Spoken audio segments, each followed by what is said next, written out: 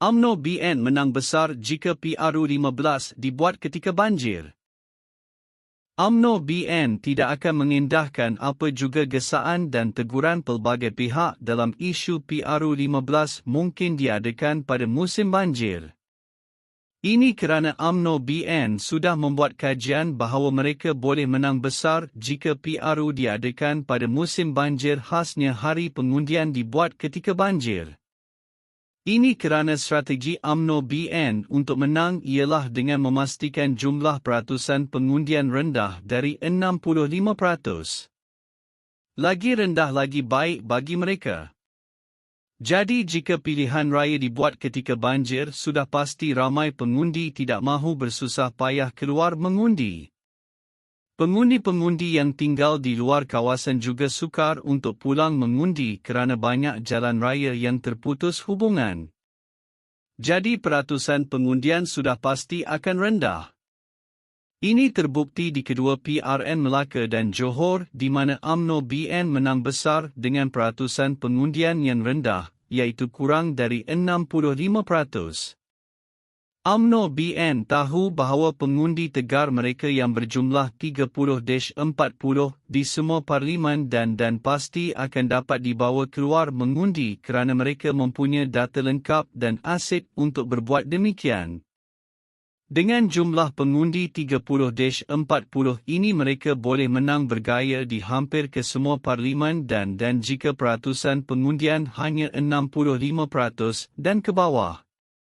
UMNO BN boleh menggunakan aset kerajaan seperti bot dan sebagainya atas nama memunggah pengundi.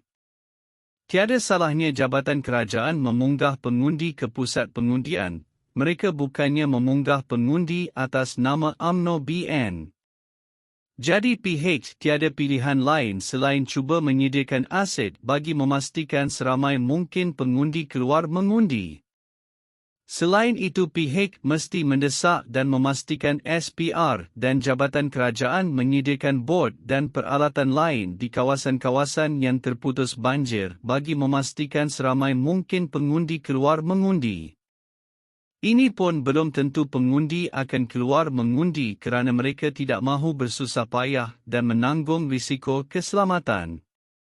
Sementara itu pengerusi PH Terengganu Raja Kamarul Baharin Shah berkata tujuan Presiden UMNO Ahmad Zahid Hamidi mendesak supaya pilihan raya umum diadakan tahun ini termasuk ketika musim tengkujuh, semata-mata kerana mahu menggunakan jentera kerajaan.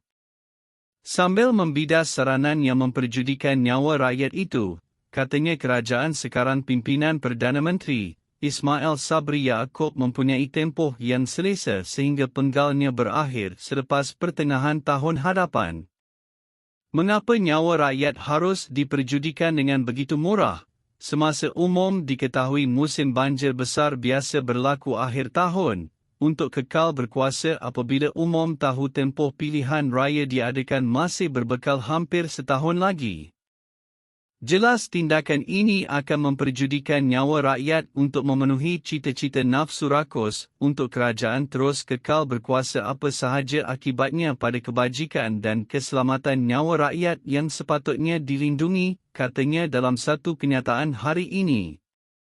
2 hari lalu, Zahid yang juga pengerusi BN sekali lagi mendesak supaya pilihan raya umum ke-15 diadakan tahun ini dengan berkata gabungan itu bersedia meredah banjir sekalipun pada musim tengkujuh dan hujan lebat. Mengulas kenyataan Zahid hari ini yang mendakwa bahawa PH takut menghadapi PRU15 pada musim banjir, Raja Bahrain berkata tomahan itu amat tidak masuk akal kerana PH lebih mementingkan keselamatan orang ramai. Sebenarnya apa yang Zahid ingin perolehi adalah kelebihan secara tidak adil dan salah guna kuasa menggunakan segala kemudahan jentera kerajaan seperti helikopter, bot dan lori untuk memudahkan mengangkut pengundi mereka sementara pengundi pembangkang akan terkandas dan tidak keluar mengundi. Kalau pada waktu biasa, mengikut contoh baru-baru ini bantuan menyelamat rakyat dilanda banjir begitu lambat, semasa pilihan raya adakah bot untuk menyelamat rakyat akan diutamakan atau bot untuk berkempen dan mengangkut pengundi akan menjadi keutamaan? Soalnya, Sebelum ini, Jabatan Meteorologi Malaysia, Met Malaysia, memberi peringatan sekiranya PRU ke-15 dilaksanakan pada November, kemungkinan rakyat bakal berdepan banjir besar kerana angin monsun timur laut aktif ketika itu.